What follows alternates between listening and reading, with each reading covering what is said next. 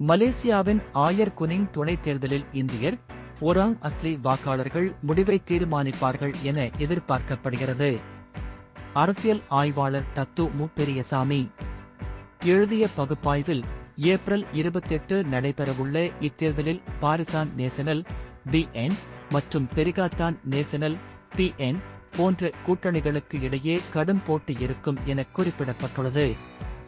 31,940 வாக்காளர்களை கொண்ட இந்த தொகுதியில் மலாய் 55.97%, சீனர் 22.9%, இந்தியர் 14.48%, ஒராங் அஸ்லி 7.5% என இன அடிப்படையில் பிரிக்கப்பட்டுள்ளனர்.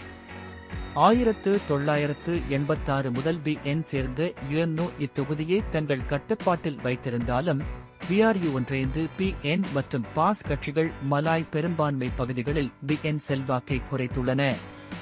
அயர் குனிங் தொகுதி 1986 ஆண்டு உருவாக்கப்பட்டதிலிருந்து, குறிப்பாக UMNOவின் வழியாக பாரிசான் நேஷனல் கட்சிக்கு சொந்தமான ஒரு ஆட்சி ஸ்ட்ராங்ஹோல்ட் ஆகவே இருந்து வந்துள்ளது. இந்த மாநில தொகுதி நகர்ப்புறம் மற்றும் புறநகர்ப்புற பகுதிகளை உள்ளடக்கியதாகும். மேலும் 1999 ஆண்டிலிருந்து MIC கட்சி கையில் உள்ள தபா நாடாளுமன்ற தொகுதியின் ஒரு பகுதியாக உள்ளது. ஆனால் இந்த இடைத்தேர்தலில் முக்கியமான விவகாரமாக திகழ்வது இந்திய வாக்காளர்கள் 14% மற்றும் ஊராட்சியினர் ஒராங் அஸ்லி 7.5% எனும் வாக்காளர் குழுவாகும். இவர்கள் இணைந்த அளவில் கணிசமான வாக்காளர் அடிப்படையை உருவாக்குகின்றனர். பெரும்பாலானவர்கள் பாரம்பரியமாக BN, குறிப்பாக MIC மற்றும் UMNOவுக்கு ஆதரவாளர்களாக உள்ளனர்.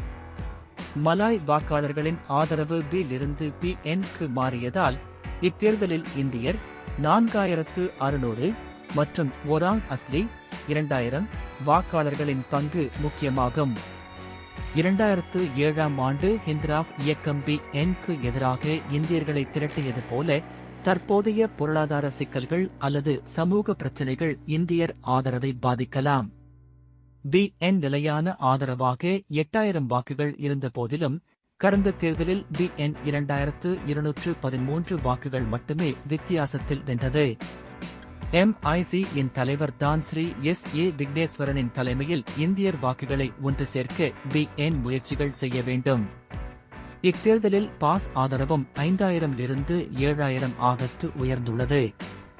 மலாய் வாக்குகள் BN மற்றும் PN-க்கு இடையே பிரிந்துள்ள நிலையில், இந்தியர் மற்றும் ஒராங் அஸ்லி வாக்காளர்களின் தேர்வே ஆயர் குனிங் துணைத் தேர்தலின் முடிவை தீர்மானிக்கும் என நிபுணர்கள் கருதுகின்றனர்.